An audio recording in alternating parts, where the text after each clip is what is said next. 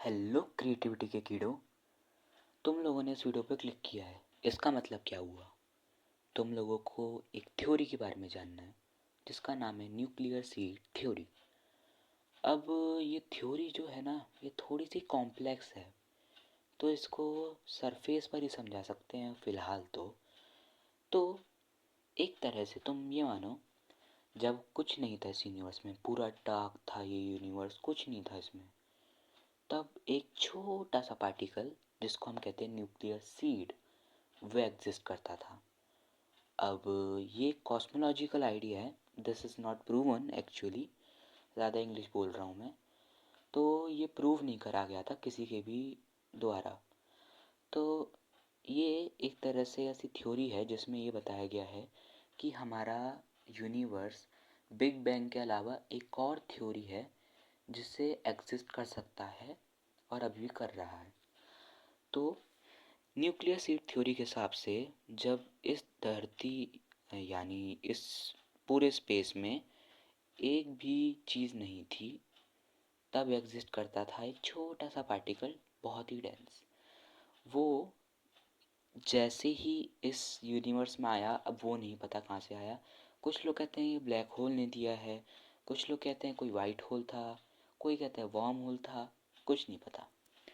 तो एक बहुत ही डेंस पार्टिकल आया और वो एक्सप्लोड कर सकता था, लेकिन नहीं, क्योंकि वो पूरा का पूरा यूनिवर्स लेके चल रहा है, तो एक्सप्लोर कहाँ से कर सकता है वो। लेकिन अगर वो एक्सप्लोर करता है तो एक बिग बैंग थ्योरी होती, लेकिन नहीं, ये तो बिग बैंग थ्योरी है ही नहीं, ये थ्योरी है न्यूक्लियर सीड थ्योरी।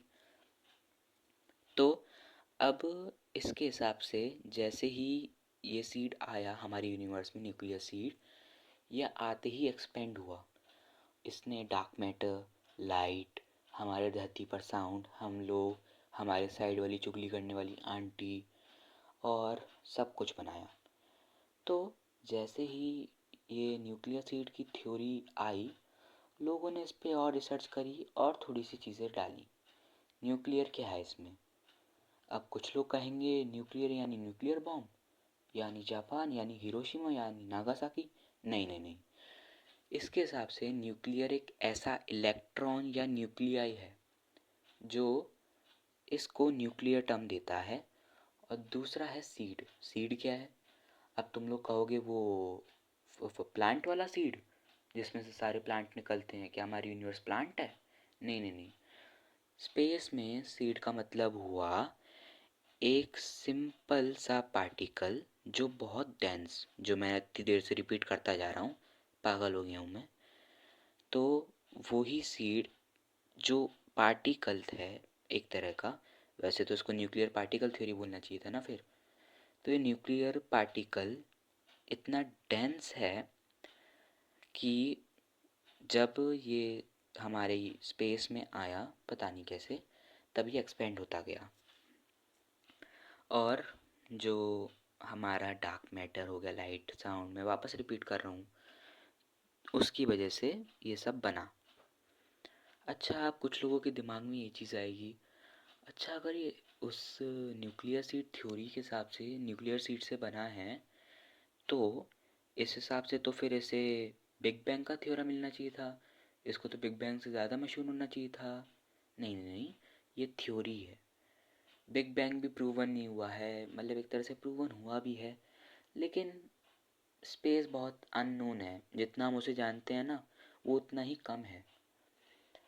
तो इसके हिसाब से ये सारी जो थ्योरी है वो एक कॉस्मोलॉजिकल आइडिया है। अब ये कॉस्मोलॉजिकल आइडिया क्या है, ये कहाँ से लाया मैं? तो ये कुछ साइंटिस्ट थे जो खाली बैठे हुए परेशान हो गए थे, उनको लगा एक काम करते हैं, एक ऐसी टर्म क्रिएट करते हैं जिसमें से हम और क्रिएटिविटी से सोच सकते हैं।